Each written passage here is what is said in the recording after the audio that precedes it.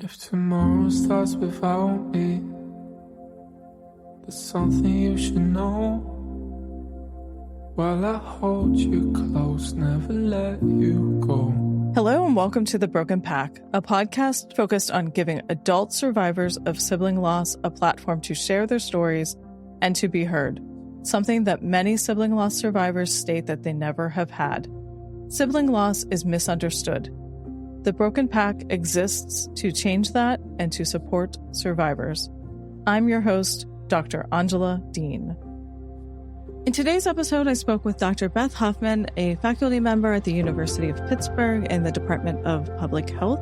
She's a researcher, and she also looks at grief in media. But most importantly for today's episode, she is a surviving sibling of her sister Emily, who tragically died in a pedestrian accident in the city of Pittsburgh. We talk about her relationship with her sister, her memories, how she's carrying her sister Emily with her, and how this is influencing her and her family. Take a listen. I've been guessing, 'cause you never know, you just never know. All right, so welcome to the show. How do you want to introduce yourself to our listeners? And so my name is Beth, and I often also say that I am the older sister of Emily, and I'm coming to you from Pittsburgh, Pennsylvania. So close. So what? Welcome. What would you like us to know about Emily? So Emily, from a very young age until she tragically died too young, possessed just an intense curiosity and love of life. She was an adventurer. She was a traveler, but she was also so content to be at home on the couch with her beloved cats. In later years, that was her beloved Sheldon. And she wasn't afraid to seek her own path, to question what she was being told or what society may have told her. And in that way, she also has really inspired me to think more about what matters to me, what I'm passionate about. And yeah, she just was so loving, so generous. But also, as I think maybe sometimes happens when you're the younger sibling, and we have a lot of home videos to show how I often did not let her get a word in edgewise as the older sibling. She learned how to speak up and how to make her opinions heard, from everything from when we were kids, which American Girl doll she wanted, to as an adult advocating for reproductive justice or for better treatment for animals, what her passions were. Mm-hmm. That's interesting that were you able to see that before she died? Yeah, during the height of the pandemic, my dad digitized all these home videos we had from like the big camcorder from years and years ago. And so we were all still at home watching those videos together. And I'm so glad that we have those memories, and we had the opportunity to watch some of them together, laughing about, in particular, there was one on Christmas morning. So my family, my dad is Jewish, my mom is Presbyterian. So we grew up celebrating all the holidays. And there was one where Emily is tearing through a packet, tearing through the wrapping paper and just yelling, "Oh, mine's in a package. I think it's a mermaid." And my dad pointed out, Emily did not have an inside voice because I kept talking over her. And then at one point, I'm yelling, "Be careful, Emily, it's China, it's China." And then my parents jump in and say, "No, it's made in China." And I'm like, well, I could only see the China. And then anyway, she rips through this package and it's this like plastic, like a shopping thing. It had like a conveyor belt, and you rung up, and Emily holds it up and very intently goes, "This is not from China." And so we actually watched that prior to Christmas of 2020. And so we sort of recreated it. I gave her, it was actually a cat toy, but it looked like the COVID particles. Yeah. And we did that. So yeah, it's been really special to rewatch those.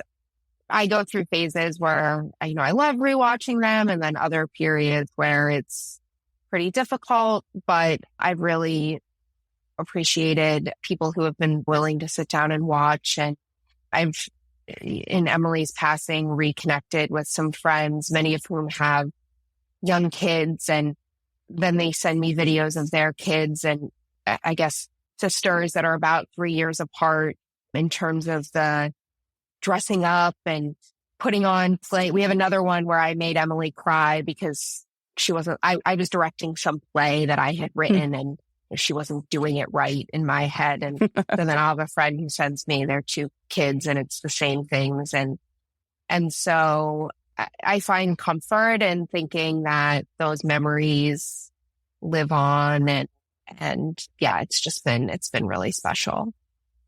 Good. How much older are you? 3.5 years. So I was born in December of 1984. And then Emily was born on Mother's Day, actually, in 1988.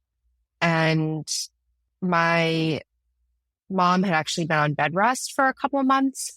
So I do have some vague memories of that, watching Sesame Street together while we waited for Emily to arrive. And that's actually of a home video the day Emily was born. And I joke that I guess I've always been a homebody and like being at home because I'm at the hospital. And then at some point I basically go, okay, I have to go home now. I have to go to my house. I'm going to walk home. But then we have some videos too of me. I was 3.5. So I think to me, she was maybe just another baby doll at the time. But yeah. Yeah. What was your relationship like with her? So I've often said that I think we were sisters in the truest sense of the word, in that, particularly when we were little, we did a lot of squabbling. Again, I think pretty classic sibling stuff. She wanted to play with my toys, thought she was going to mess them up. We also went to a pretty small school for K through 12. So there were only about between 40 and 50 kids in a grade. And so I think there were some times where she maybe felt a little bit in my shadow, like she was Beth's little sister. Although as we both got into high school, I was a senior when she was a freshman. We really did start making our own paths. But then after I went to college, so I went to college in Rhode Island, and she would come visit me and stay with me. And then she ended up going to college in Boston. So then that was my senior year, her freshman year. And I'd take the train up and visit her, or she would come down. And then the following year I was in DC, and she went to Northeastern where they did co-ops as part of their undergrad. So she was also in DC. And then as adult, we were so close. And even when we were living apart, it's not that I don't always think it matters the frequency that you connect, but just that way in which you can connect. And sometimes we'd get busy. We'd go a few days without talking, but I always knew she was there. We had also, when I was in 8th grade and Emily was in 5th grade, our mom had brain surgery, and then there were some complications. She had a stroke. She had a contra coup head injury. So we went through that together. And I remember feeling, as the older sister, I wanted to protect her, and then her getting very upset with me because she didn't want to be protected. I still remember one time her yelling at me, "Stop mothering me." And I think that really did bring us together. And back in 2019, she came back to Pittsburgh, and we knew we couldn't live together. We do better a little bit apart. So she was actually living on the 3rd floor of my parents' house, and I'm in a condo about 15 minutes away. But we did a lot together. And at the same time, we were so alike in our love of introvert time, our love of alone time, our love of cat time. And so it was just that unspoken bond. Like, I knew that it was, okay, yeah, Saturdays are meant for laying on the couch with cats, and we'll catch up another day. And it was one of those things of, after she died, I realized I don't think I really took it for granted. I don't feel like I ever took our relationship for granted, but just, I guess I did take for granted just having that person that you don't have to say a word to and they understand, or having that, even I foster cats and kittens, and she was always there to help with that or things like that. So I would say we were really close, and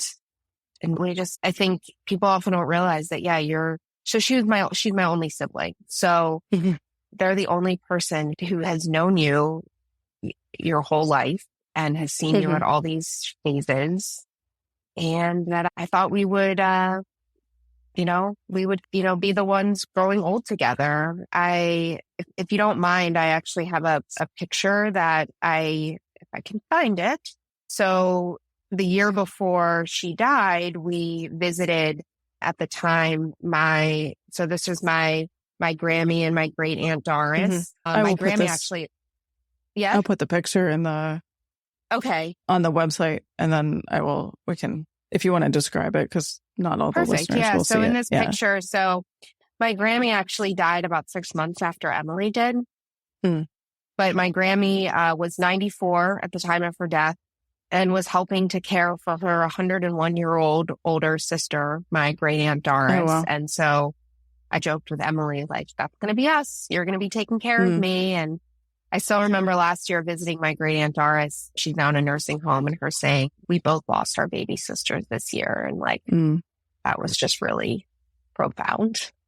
Yeah, I think about that too. Like generationally, a lot of times there's this ageism around grief that happens. Like we expect to live our whole lives with our siblings, but even that's a great example of how sibling loss is so hard for your aunt. Right? At 101, you said? Yeah, now she's 102. Still. Okay. Yeah, but that was her. Yeah. That was her baby sister.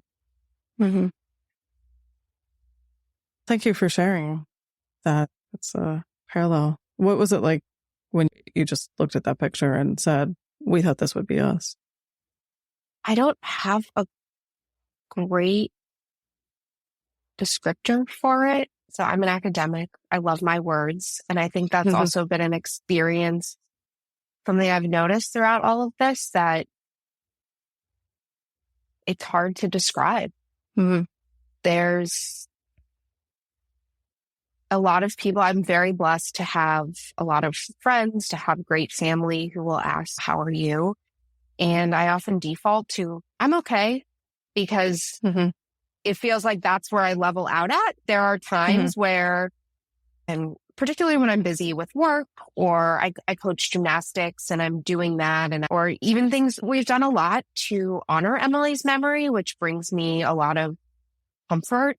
And then there are other times where, I'm on the floor with my cats crying. And at the end of the day, I kind of levels out to okay, but it just I've gone through other losses. At one point, I honestly stopped counting. There were over 20 people I knew about my age that had died young due to suicide or substance use or other mental health conditions. And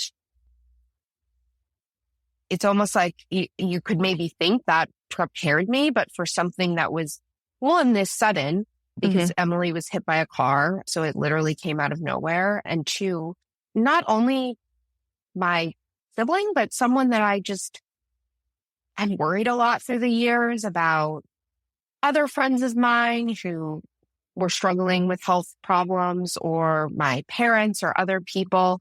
And Emily was literally, it never crossed my mind that this would happen. But yeah, I just think, I was talking to a friend of mine a few weeks ago who also actually her younger sister, also named Emily, died in 2019. And we were even saying how the English language is just hard. Do I say, Emily and I were big fans of the TV show The West Wing? I'm still a fan of it.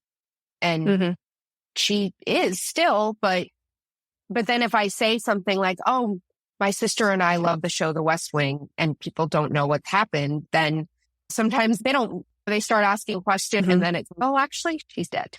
Or even when her cat died a few months after she did, we really think of a broken heart. And I was talking with this friend whose sister's cat also died after she passed, and said something of, oh yeah, my sister's cat died. And people who didn't know were like, oh, how's your sister holding up? And she was like, she's dead, but just this weird, do you use past tense, do you use present tense? And then, Right. how do you describe that? I look at that picture, I'm like, it's just wrong. Mm-hmm. But Well, it's interesting about the tense. Like a couple episodes ago, I talked to Stephen Petro. He's a journalist. And right at the beginning of our interview, he said, I don't know if it's grammatically correct to say I was like his sister's brother or something along those lines. And it is a weird thing about the language. You still are a fan of that show and you are still here. yeah, it's interesting because so my mom's older sister and her husband, their daughter died in 2008. She had been born with a congenital heart condition, had a heart-lung transplant, and after the transplant survived for, I think, 16 years, but then died at age 28. And they pointed out, nobody says, because I said something, I don't know, do I say, I have a sister? I had a sister? I have a sister and she died? And they pointed out, we still say that we're parents. We're still Karen's parents. Mm-hmm. And it led me to think about how I think in that space with the loss of a child, there's no question about, you are that person's parent. You still are parents. That is not taken away from you. And it's something I think in the sibling space, we're still, I still am Emily's sister. I hold that. And I always say I'm Emily's older sister. But then in talking to some people who have also had sibling loss who they were the youngest, but then as the years go on, now they've surpassed their sibling in age. It's just, I don't think there's an answer. I think these are just important conversations to have and to acknowledge how that affects the grieving process, in my opinion. Absolutely. I am my brother's younger sister, and I am older than my older brother. Right. So it is a thing to navigate. And I think everyone does it differently. And sometimes, and I think you follow me on social media, sometimes I post things in present tense and then I get 100 messages about it should be past tense. And then I'll post things in past tense and then I get 100 messages about how it should be present tense. And I think because it's such a personal choice, it's hard to navigate that. I think it's personal for everyone. I do think people tend to lean towards the present tense because that they're still present in our lives in so many ways. And that's where I've landed, but that might be different in 5 years, but that's where I've landed with it. I don't know about you. We'll be back after a quick break. Hi, I'm Dr. Angela Dean, host of the Broken Pack podcast. If you've lost a sibling, you viscerally understand the complexity of your loss and how isolating it can feel. Sibling loss is misunderstood, and that's why I created an in-person retreat called the Sibling Grief Refuge. It's happening this August 15th through the 18th near Pittsburgh, Pennsylvania. This retreat will include grief-focused activities and sessions curated and facilitated by compassionate grief experts, including me. It's a space where your grief, your loss, and your sibling will be honored and understood. In addition to grief discussions, education, support, and togetherness, you will be tapping into your continuing bond with your sibling through multiple activities, such as going on a photo walk or sensory exploration and mindful walks. In our remembrance ceremony, you'll have further opportunity to honor your sibling, share your story, and hear about others' siblings. For more information, visit thebrokenpack.com/retreat, or just head to thebrokenpack.com and click the Sibling Loss Retreat link in the top menu. Spaces are limited, so secure your spot today. Let's walk this path of sibling grief together. Now back to the show.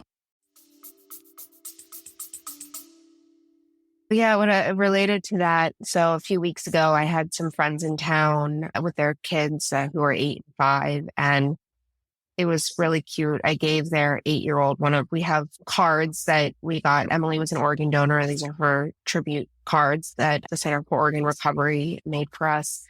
And I gave her one because I was showing pictures of a recent trip of mine where I take pictures with the card as a way to bring Emily with me. And she wanted one and I gave her one. And then it was really cute. She brought Emily with her to brush her teeth and all these other things. And then, as with many people, she loves the show Hamilton. She was singing the songs. And I said, oh, Emily loved Hamilton. I love Hamilton. Emily loved Hamilton. And she said, no, Emily still loves Hamilton because you're here to share that. And this was from an 8-year-old. And I thought, sometimes I think kids, because they're not tied up in, I'm an overthinker. So maybe I do it more than others, overthinking. It was just that freedom and being so sure. And I've really taken that since then. And I think it's just so important. And also that I was very nervous originally about talking with kids. So I coach gymnastics. They're about ages 9 to 15. And they knew last February when Emily was busy doing that. And then in the time after, and a lot of them came to her memorial service. It was very sweet. But I worried for a while, if I bring it up, are they going to get overly sad, or are they going to? And what I've actually found is I think it helps to just create that space to be able to say something like, I'm a little sad today. And then they're like, can I give you a hug? Or even so Emily was an organ donor. That's something that is really close to my family heart. And this month is Organ Donation Awareness Month. And I've been wearing a bracelet for it. And the other night, one of the girls saw it and asked about it. And I explained what organ donation was and said, sorry, I know that's a bit of a heavy topic. And she just said, no, but that's really important. We have to know about this. And so I don't know. That's something I'm trying to work through in this experience, but really realizing that as much as for adults, I think it can be a conversation ender or can make people uncomfortable. Kids, they want to hear about it and they want to talk about it. And it helps to normalize it and to say that I can be grieving and come to gymnastics. Grief doesn't always look like that sobbing on the floor. Right. It also doesn't have to be that you put on a happy face and pretend you're okay. And I think Emily would like that I'm doing that. Yeah, thank you for that. Last week, I was at the Association for Death Education and Counseling conference, their annual conference. And I was at a pre-conference workshop, and the woman next to me was from China. That's where she's from. So this woman was from China, and she had just landed that morning or the night before. And so she was asking me questions about grief education for kids, because that is her role there. She works in grief education for children. And she asked me what our grief education is in schools for children. And I involuntarily laughed because I was like, which probably was rude, but it was an involuntary reaction. And I was like, we don't. We're a very grief avoidant culture. And she had assumed because this conference was in the US that we were a grief focused culture. And so I think it's important for us to start to normalize grief talk, right? That 8-year-old had the sense to be gentle with you. Grief is part of life. We're so avoidant of it that we don't know how to talk about it. So thank you for introducing that idea. Well, and I have to say, the more I've been open to people, the more people I meet that also say, oh, I've lost a sibling. Oh, I lost this person. A lot of these are people that I've worked with for years, known for years, and they had never shared. And so I'm a faculty at Pitt Public Health, so I teach several classes, and I toyed a lot this year with, do I say something at the beginning of class? And because last fall was my first semester teaching since Emily had died. And I also started teaching right after my grandma died.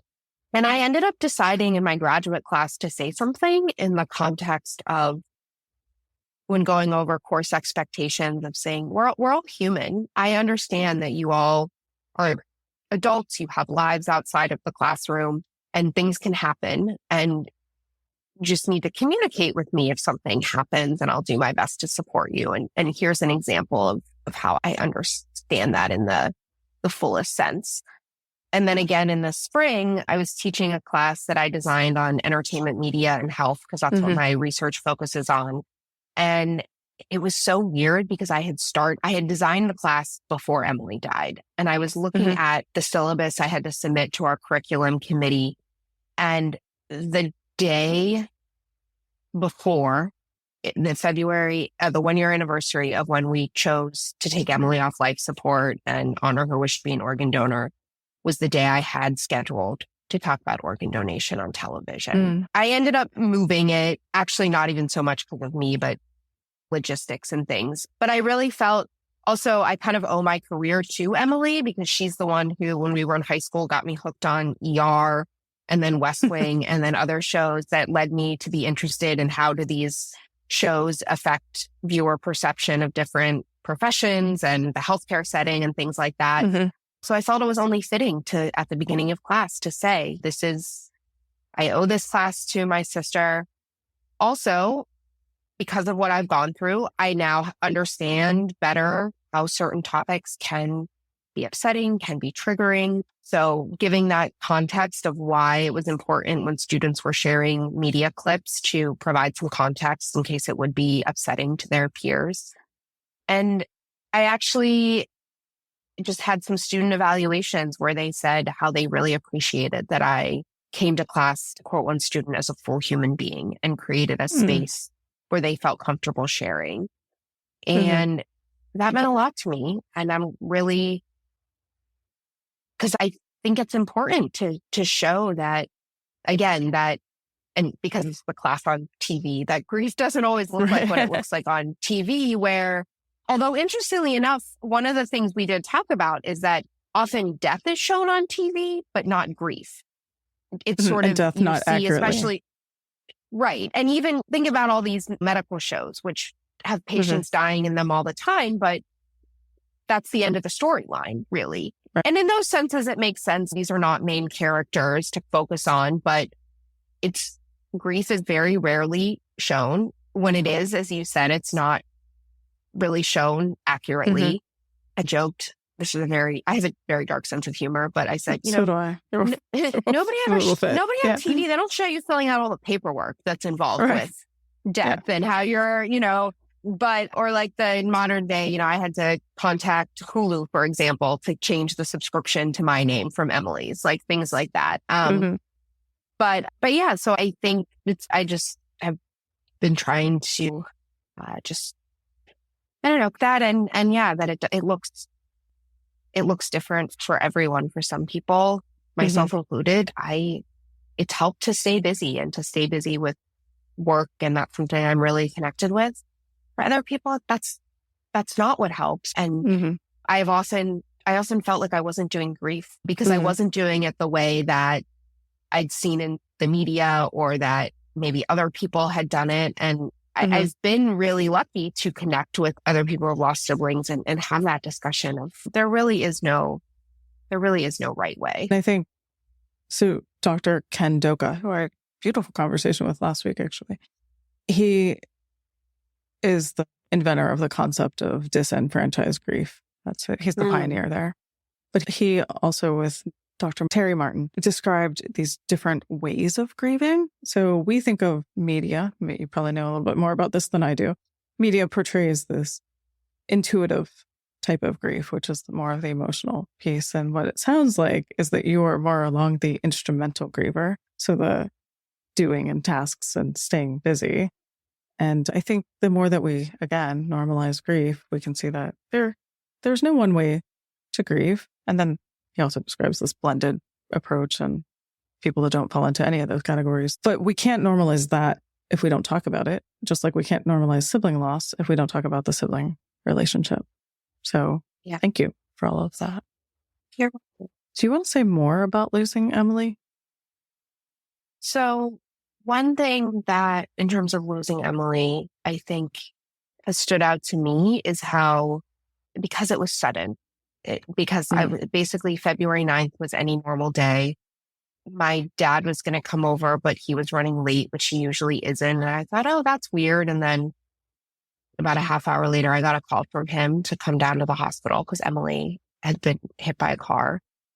And to be honest, based on that call, I expected I'd get down to the hospital and Emily would be in a hospital bed with her leg in a cast or something, weeks about that. And then when I got there, and my first inkling it was worse than I thought, was that I had to go to the trauma ICU. And then I was sitting there and my dad was telling me the update from the surgeons. And then I saw his paper that said traumatic arrest. And I worked as an EMT in college. I actually did a year of med school before switching over into public health. So I knew it's what I was doing, because this was about a month after Damar Hamlin's collapse. And I was doing all of this work related to community CPR education. So I know what a traumatic arrest is. And I was like, oh, that's bad. Do you want to explain that for the listeners? Sure. Yeah. So a traumatic arrest, basically what happened was from the impact of being hit by the car, she had so much damage to her chest that her heart stopped beating. So basically a cardiac arrest, but caused by trauma as opposed to the heart malfunctioning on its own. And I should also add that both my parents are physicians. My dad's actually a pulmonary and critical care medicine doctor. So but I still remember coming home that first night. So when we were able to go back and we were able to see Emily, and she was intubated. So she had a tube down her throat and the machine was breathing for her. They were giving her lots of blood and medications to stabilize her. They weren't able to close up her abdomen after the surgery because of all the swelling. So it was bad. But I remember coming home that night and thinking that I should be grateful that she was still alive. And actually talking to some of my colleagues, one of my colleagues, and she's also a good friend, she's one of our EMS medical directors. So I was so fortunate to be able to call her and say, can you find out information? Do you know who's the physician, who will be seeing her? And then I was able to talk to him. And so I bring this up because to me, there was this immediate of, oh my gosh, this has happened.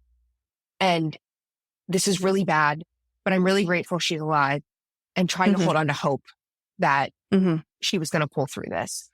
And we actually waited to tell extended family, friends until the next day when we knew a little bit more. She had another major surgery. But at that point, we didn't know what her recovery would look like, but there was still talk of this is a marathon, not a sprint. And when she steps down from the ICU.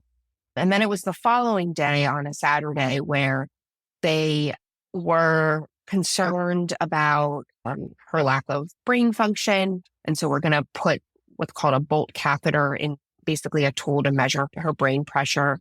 And in placing the catheter, they had to do a CT scan. And that's when they saw that she had a number of strokes, traumatic brain injury, things that were going to make it really hard to have any sort of meaningful recovery. And I was actually not at the hospital with my dad when he got that news, although I went back later. And that's when I still felt like I was in this weird duality so we had set up this Caring Bridge site, which was amazing.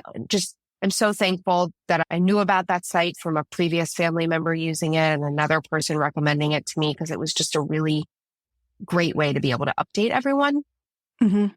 But it was in this weird, I still didn't have confirmation of certain things, and it was trying to keep up.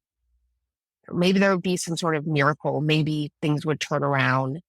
But at that point, to be perfectly honest, I would have these like bursts of, okay, a miracle could happen, or don't, or still hold on to hope. But then for a while, it was just a waiting game until I felt like we were going to hear the inevitable. And then on the 16th is when we met with the doctor. She'd had an MRI, which basically confirmed what we knew. And so we decided to take her off life support the next day because we knew she would not want to stay alive, hooked up to machines. And very fortunate that a friend of my mom's, who actually her daughter had died the year before, said, make sure you ask about organ donation. And so I did. And it turns out they were waiting to ask us. They wanted to be a little respectful of our space. But we got that process going. And then the next day is when is technically her date of death, the 17th. And the reason I went through all of that, though, is because I realized that this past year, when we were preparing for the 1-year anniversary, that to me, I feel like I lost her on the 9th, the date of the accident. That to me is the big day. Yes, her death certificate and her obituary say the 17th. But to me, that was a day. And then after that, again, as I said, I'm a planner.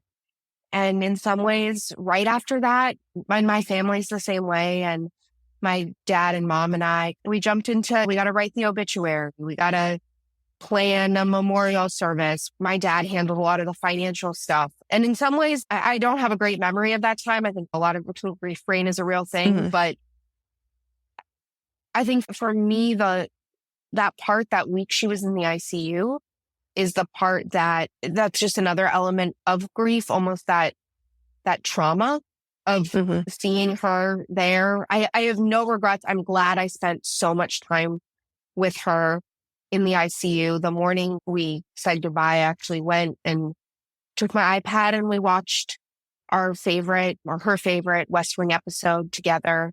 And I really treasured that. Again, remembering how we were both introverts and liked our alone time, that one-on-one time we had together.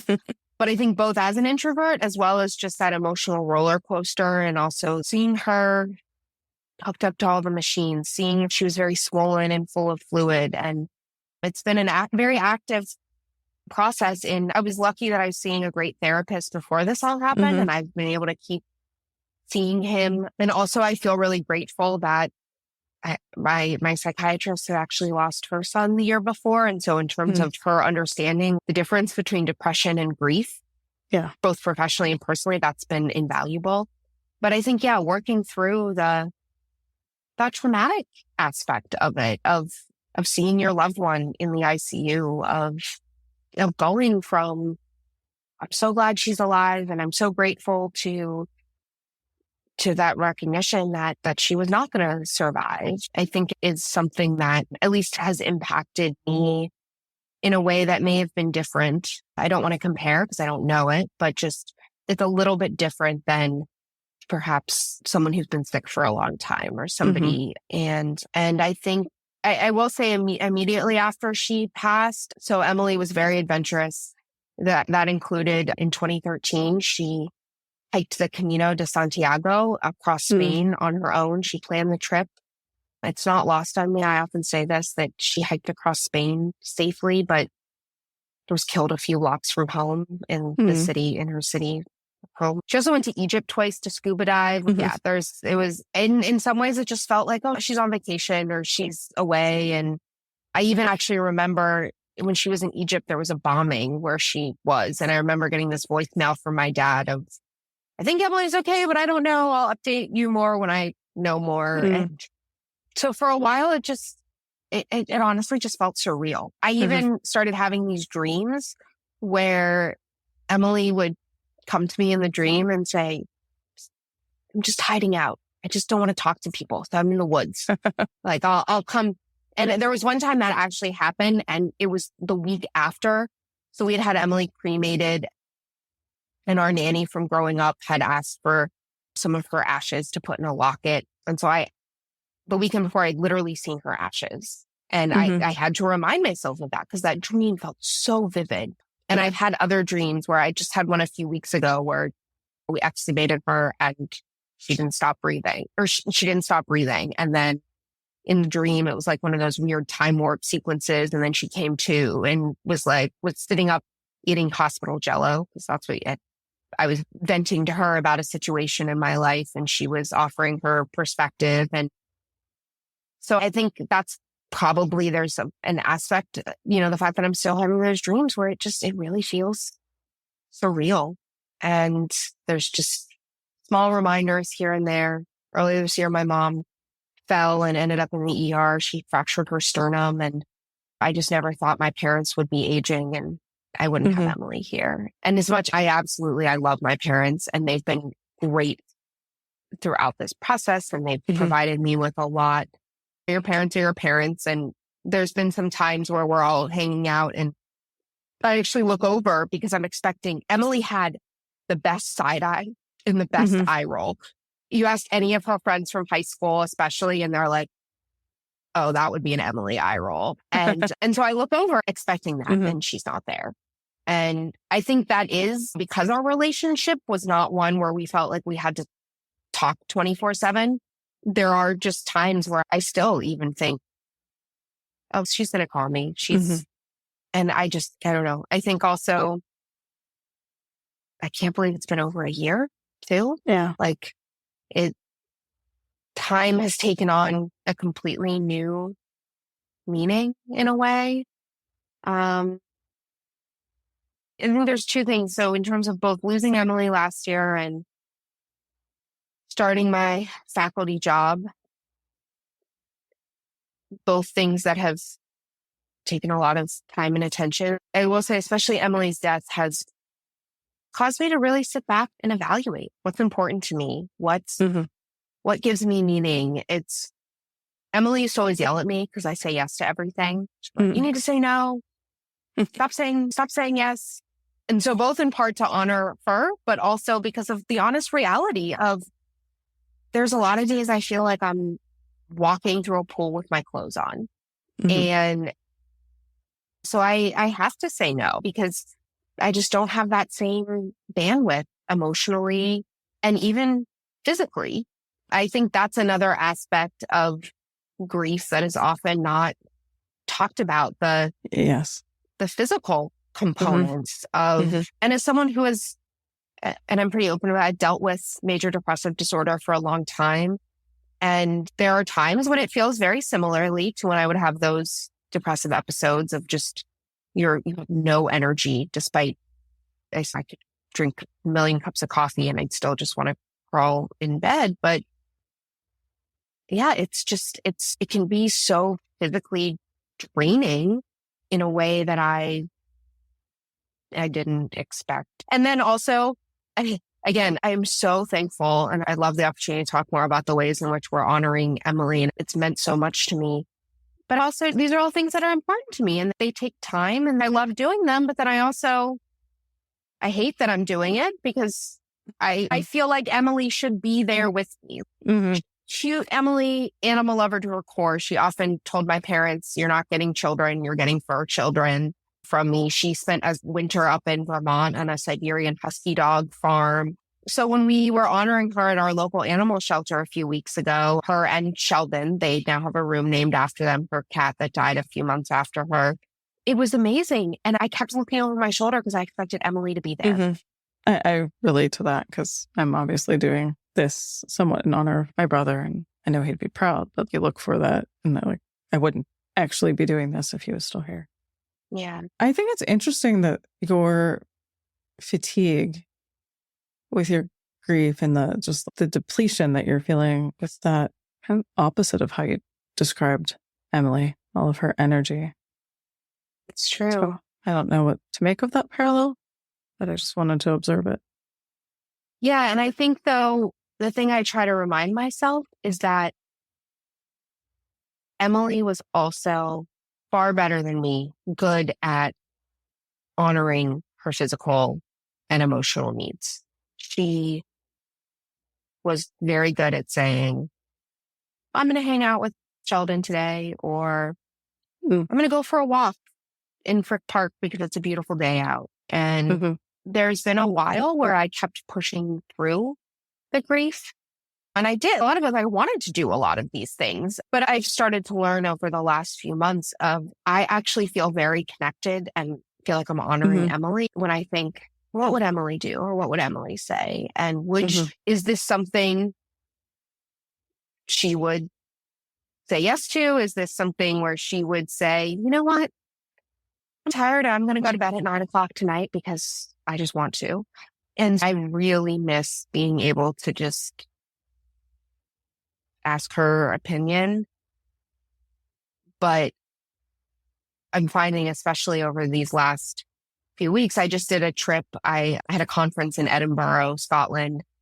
And when Emily hiked the Camino, she spent a little bit of time in Dublin.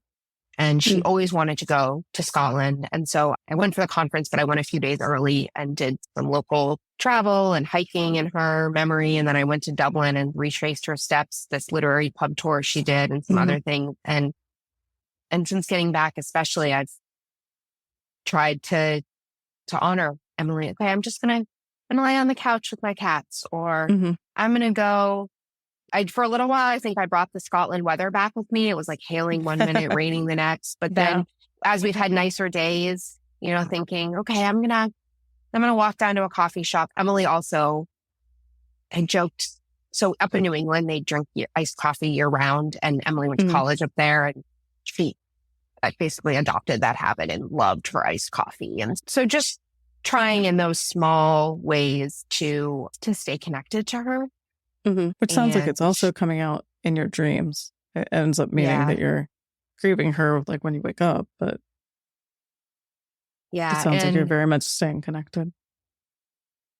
Trying. I think also just related to the fatigue, it's hard to wake up and get out of bed when you've just had a dream where your sibling is there in the dream. I don't want to wake up from that. I don't. And so that's been a balance of trying to figure out, when is it good to do that behavioral activation and say, nope, I'm getting up, going about my day? And when is it okay to say, you know what? I'm just going to spend an extra hour in bed today. And probably doesn't help that my one cat, when my alarm goes off, likes to crawl under the covers with me and snuggle up with me. But yeah, I think, I don't know. It's, again, I feel like I'm at a loss. I can obviously talk a lot, but I still feel like sometimes I don't have the words to describe what it was like to lose Emily. Yeah, there's not a lot of great grief language, and then trying to put those emotions and other responses into words is difficult, for sure. I think some other languages do it better, but they're not even exactly. And I think even describing, I saw some graphic or something, some meme at some point.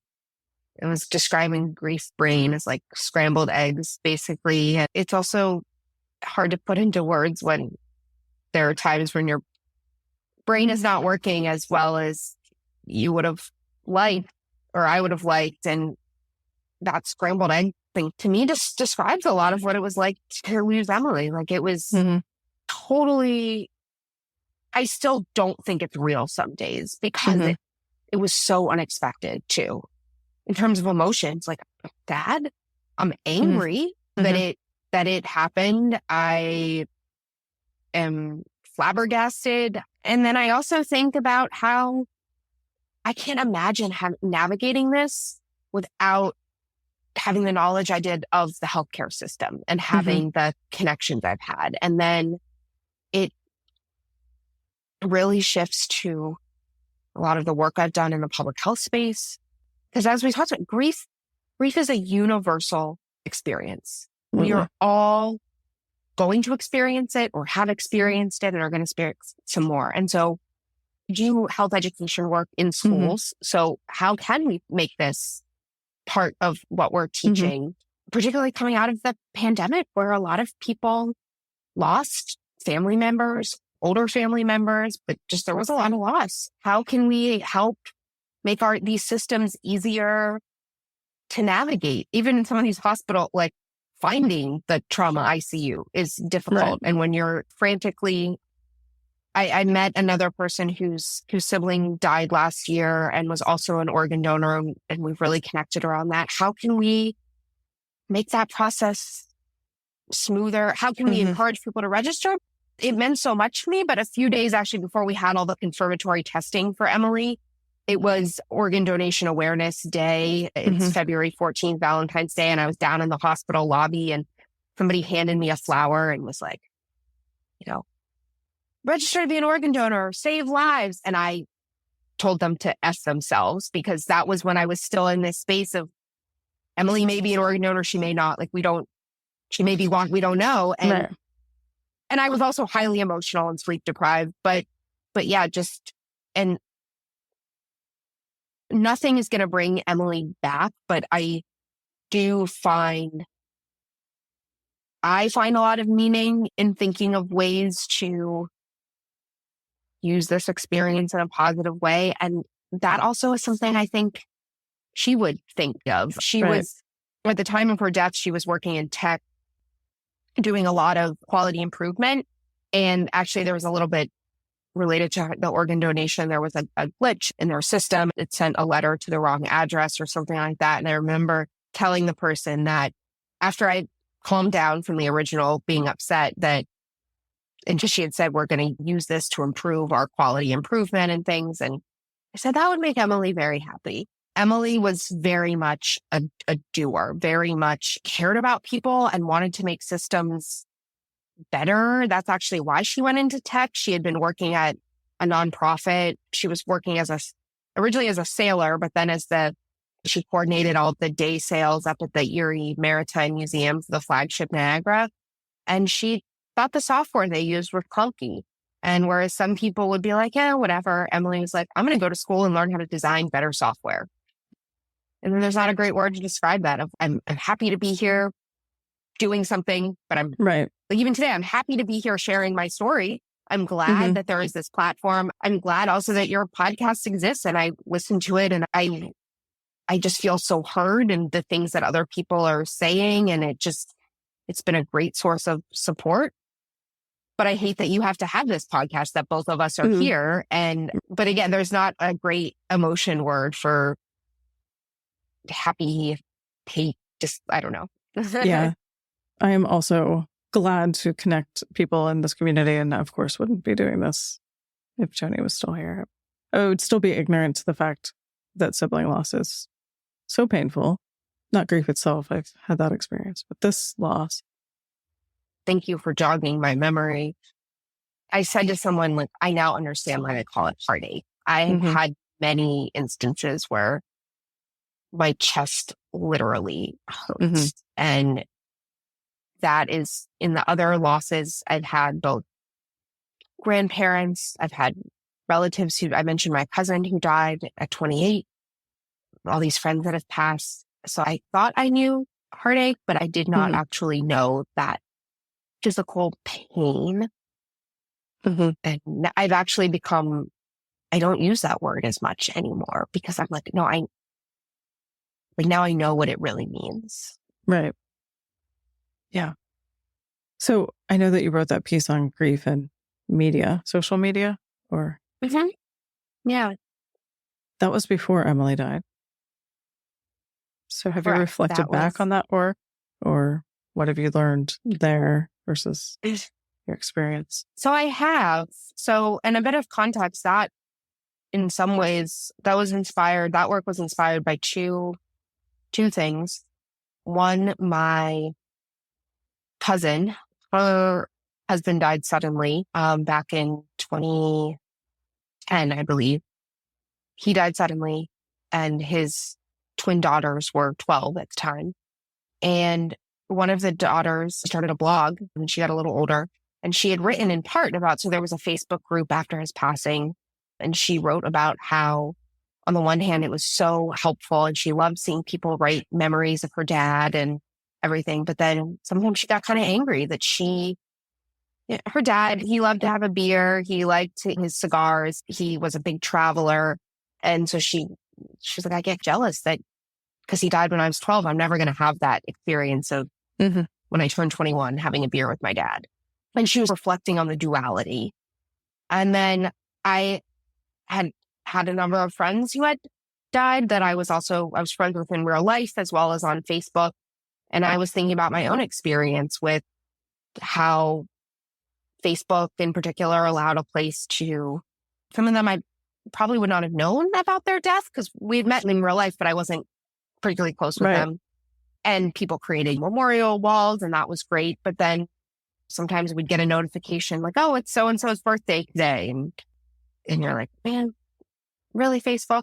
So those brought the issue to the forefront of my mind. And then I was part of a team that was doing broader research on social media and mental health. So I went to the principal investigator and I asked, in the next round of surveys, could we put a couple of these questions in? Because I started looking through the scientific literature and there was so little on it. And I remember the first time I presented at a conference and I just opened with, how many of you have lost someone in real life that's also a friend on social media? And every person raised their hand. And then they were like, wow, you're right. I never thought of that. So one of the things that research found was, again, really just this duality that for some people, it was really helpful. For some people, it was not. And for most people, there were helpful aspects and there were not helpful aspects. And this was just a first time study, relatively small, only about 400 responses. But I could even see in some of it that a lot of it depended on your relationship with the person. Somebody, for example, mentioned they found out about their grandfather's death on social media, and that was a negative. And then somebody mentioned, though, I found out about a high school classmate of mine that I hadn't really kept in touch with, and that was positive. So in thinking about that with Emily, I realized I experienced both of this. Social media was a great way to get the word out and to not have to make 10 million phone calls. But then there was I had a couple people who messaged me that they were mad they found out through social media and mad I didn't contact them. And to be honest, I was able to let that go and say, you know what? I'm sorry I couldn't call everyone. But I don't know if it's because of doing this study or just because of prior experience, I have managed to use social media, I think, in a way that's more positive. So I still use it. I tag Emily in a lot of things I do on Facebook and things. And for me, that's really helpful. I like thinking that, again, I'm taking her with me. But I also know, for example, that on National Siblings Day, I'm going to stay off Facebook or social media. So you'll probably be unhappy to know that organization just announced last week that they're going to start making it a whole week. Did not know that. Yeah. But I think the other thing is for this year, I was not in a great place on that day. That could change. And I also recently found out that I think it was started by a bereaved sibling, which... It absolutely was, yes. Yeah. So that now has actually changed the way I think about the day. And I guess my overall point is just, there are some days where I'll see, oh, you have memories to look back with Emily. And there are days where I do that and it brings me some comfort to know that it's there. It jogs a funny memory. And then there are days where I know I can't be on there. And I think to me, it's one of the things that's really highlighted. We said in the paper that we made the recommendations that clinicians, it's probably important to ask somebody if you're seeing them for grief, what is your relationship with social media? How are you using it? It's worthwhile. I know that often research is always like future research or more research is needed. And I don't want to just go to that line, but this is an area that's so understudied. And so if we want to try to make evidence-based recommendations around healthy social media use with grief, we need to hear more from people. And yeah, there were actually some presentations on this last week. I would invite you to join the ADEC and I can send you that information. But that aside, I think I interrupted you. Was there anything else you wanted to say on that? No, I think I was just going to say that I think one of the things we didn't do in that study, because it was such a small sample and it was an exploratory, is I really would want to do more specific. This experience has shown me just how different types of losses are, how different it is when it's your sibling, how different it is if it's a close friend, how different it is if it's a cousin or something. And so I think it really helped it hit home that in thinking about this work, we need to make sure that we are looking at these nuances. Even sibling loss, when it's a loss by suicide compared to prolonged illness like cancer, absolutely. Taking into account those differences when we look at all this, instead of just making, I have long come from the stance that whether it's social media, whether it's entertainment media, like nothing's inherently good or bad. I'm not saying social media bad, social media good, but just when we're thinking about what is helpful and what is not helpful, that we have to look at these nuances because they are so important. Yeah. I am aware of that. And I also am aware that a lot of what I do is blanket and large, but the long-term plan is to nuance it. It's just one step at a time. Right. Right. Yeah. But your point around how different losses are different, again, I would invite you to join ADEC because we are talking about that. We are a very grief-focused group and how we can change this. And it's a lot of clinicians, but it's also a lot of researchers. And so hopefully there's some change there. I do want to, and I know we don't have a lot more time, but I did want to hear from you about how, because you're doing a lot of great things to honor Emily. Did you want to share about that? Yeah. So I recognize that my family is fortunate financially, and also Emily was quite the saver. She was and had a lot of money put aside for retirement and things like that. And also we were also very fortunate that Emily had great health insurance. So we had a lot of people reaching out about donating toward her medical costs, and we did not need that, but we said, please, we will put something in place soon. And so we were at the very beginning after she died, able to raise a decent amount of money that we could put toward scholarships, because again, Emily just loved learning. Her and I both often joke that we'd be professional students if we could. And we were very fortunate to go to a great K through 12 school that had a lot of experiential learning, but recognizing that a lot of the things Emily did in high school, she, as I think I mentioned, she traveled, she learned how to scuba dive and sail, and she traveled to Egypt. Those were summer programs that my parents were able to afford. And so we started a scholarship in her name to help students that are on financial aid at the school we went to be able to do these opportunities that some of their peers who have families have more money would be able to do. We also, Emily had done this coding boot camp that really launched her career into tech. And this was a great program. It was several months long, not as long as getting a 4-year degree. And one of the things we thought was so great about the program, and Emily did too, was they offer job placement. They help students put together their LinkedIn. They do mock interviews. They help them reach out to employers. So almost every student, when they graduate, they have a job lined up. And so we were also able to start a scholarship in Emily's name, specific for women, because they're still very underrepresented in tech, and specific to those in the Pittsburgh region. And then related to that, we also learned one of her classmates at Tech Elevator, shortly after Emily died, reached out to the program directors and said, Emily asked the most questions in class. She was so curious. She never wanted to just be told to do something. She wanted to know why.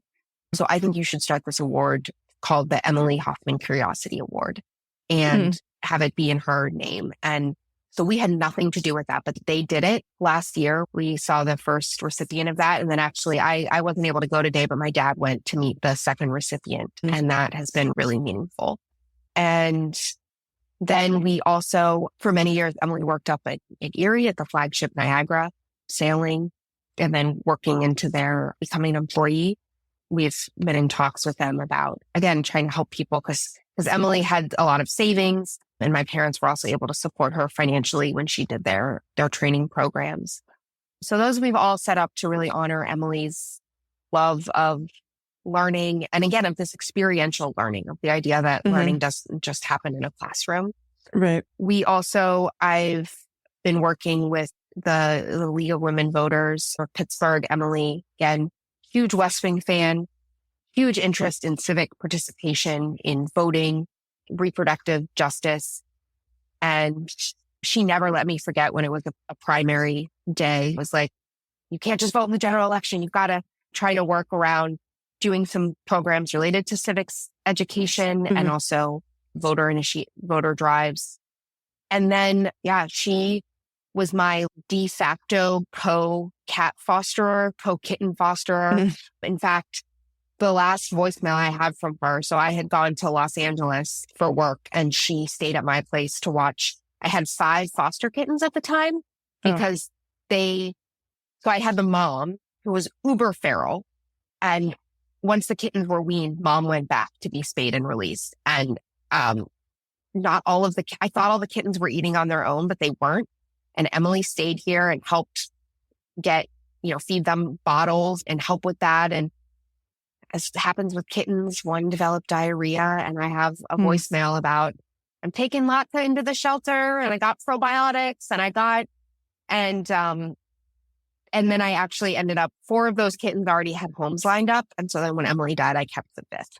And so I now have another cat of my own, thanks to Emily. But she so devoted to the animals. At my parents' house, they have what's called a catio, which is this little outdoor cat patio. The cats come in through a cat door in the window from inside, and then they can be outside but still be inside.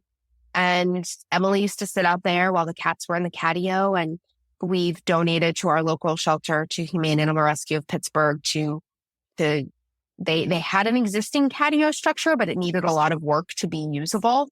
So a few weeks ago, we had the unveiling of that. And I continue to foster, and it just is really nice to have the space though, and know that some of these cats will get adopted. And then the final thing we are doing, at least for now, is, we have two. And one, also, I mentioned my grandma died. Emily's favorite place in the world was my grandma's house on the Jersey Shore. And after my grandma sold the house a number of years ago, because in her 90s, it was getting harder and harder to have two houses. We started renting a house every summer and going there. And we were able to get a bench in honoring her and my grandma. And similarly, we are going to have a bench in our local park in Frick Park, because even though Emily had hiked across Spain, hiked the Camino, she loved nothing more than to go down to the park and hike through it. It was often, I will be honest, hiking with her was basically let's stop and pet every dog. But well, in Frick Park, you can do that. Yeah. Lots of dogs, yeah. We've been really lucky in a lot of these ways. And I like the fact that, these things are going to outlast me, going to outlast anyone.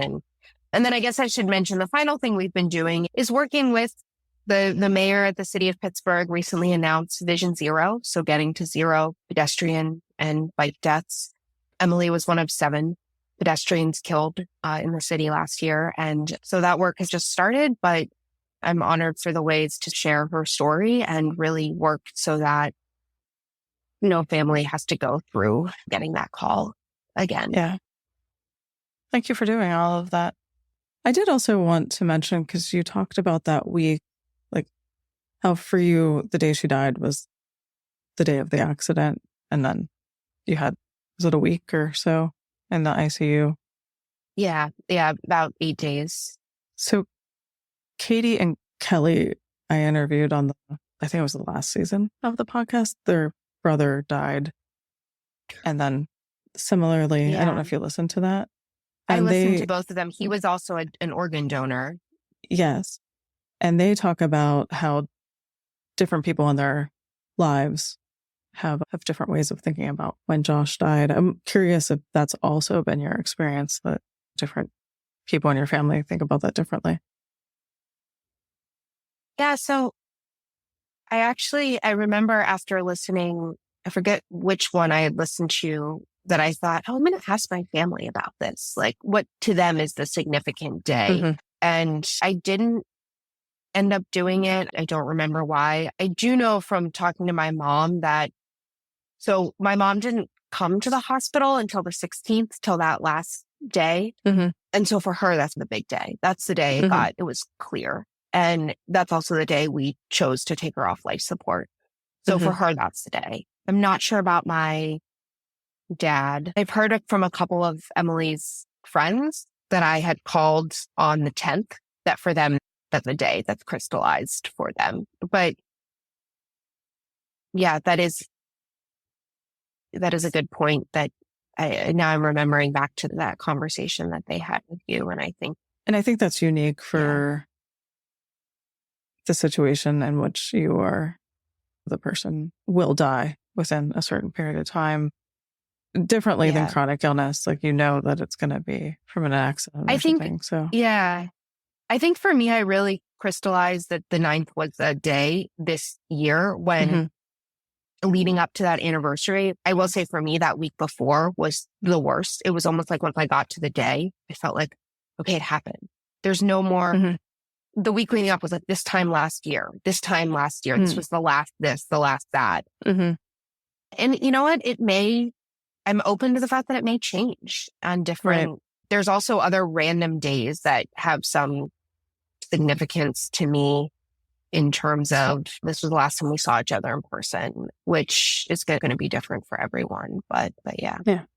Thank you for that. Is there anything else you wanted to say before I ask you about your memories? No. All right. So do you want to share some favorite? You've already shared a lot, but are there specific favorite memories that you would like to share? Yeah. So I will say that the video I described earlier, this is not from China. That's my favorite. I actually don't remember that Christmas, but that's my favorite kind of video of ours to watch. Yeah. I think one of my favorite memories of us as adults was there was one year, it was actually after my grandma had sold her beach house. And so it was just Emily and I went to the beach. We rented a house and it was just the two of us. And there's nothing like, not any one memory from that week that really stands out, but just a lot of like, we made dinner together. One day it was storming and we just watched Friends all day on the couch. And just that whole week was so nice. And then on the ride back, this was my favorite memory of her. We were listening to Wait, Don't Tell Me, which we always listen to together. And they had some story about a kookaburra being on a treadmill. And we were about to leave the service plaza we had gone to the bathroom and to go back on the highway. And she was laughing so hard. Everyone will tell you that Emily could laugh with the best of them. Like her laugh turned into a cry. That I actually say, okay, Emily, I'm going to drive because you cannot drive and listen to Wait, Don't Tell Me at the same time. And she just could not stop. And I don't remember what it was about this kookaburra on a treadmill, but that like pure laughter, that was the best sound. And we have a couple of videos that have it on it. And I'm really grateful for that. And then I think also when we were kids, just some memories of, I guess we weren't really kids, we were in high school, but I have this one memory of, I was our senior yearbook editor and we had to go home early on a deadline night because of the snow. And I was freaking out about like how we were going to make this deadline. And I don't know where my parents were, but they weren't home. And I was just so upset. I was on the third floor of the house, which is where Emily and I both had our bedrooms. And Emily brought me up on the little tray, a little TV tray, pizza, salad, and raw cookie dough, because we both loved our raw cookie dough. And we watched ER together. And I just forgot about the yearbook stuff. And then, so fitting years later, we were watching ER together. It was the last season. And that's when we talked about if we're wanting to be an organ donor, because there was a storyline about that. So yeah, those are some of my favorites. And also my parents would tell this story. One year we were going to go skiing out west instead of going to Disney World. And Emily made a sign that just said Disney World and held it up like a protester and gave them the silent treatment. For a while, she wanted to be a lawyer and she would have been a good lawyer. She could argue with the best of them. Thank you. Thanks for sharing that. You did share the Caring Bridge with me in an email. And I saw the video of the slow dance. Yes. And that was so sweet. It showed just how caring you were as a big sister, even when you were your kids. Yeah. Oh, it was warming. You. Yeah, was, we showed that video actually that last time we visited with my grandma and great aunt. We showed that to them and they also started laughing because they were like, you look at, she had actually just started when she was killed adult ballet classes. She had gotten back into ballet. But yeah, thank you for watching that. That means a lot. Yeah. Thank you for sharing her and for talking to me today. So I look forward to staying in touch, especially because you're local. Yes, for sure. Thank you so much for listening. Our theme song was written by Joe Millwood and Brian Dean and was performed by Fuji Sounds featuring Millwood. If you would like more information on The Broken Pack, go to our website, thebrokenpack.com. Be sure to sign up for our newsletter, Wild Grief, and to learn about opportunities and receive exclusive information and content, as well as grieving tips for subscribers. Information on that, our social media, and on our guests can be found in the show notes wherever you get your podcasts.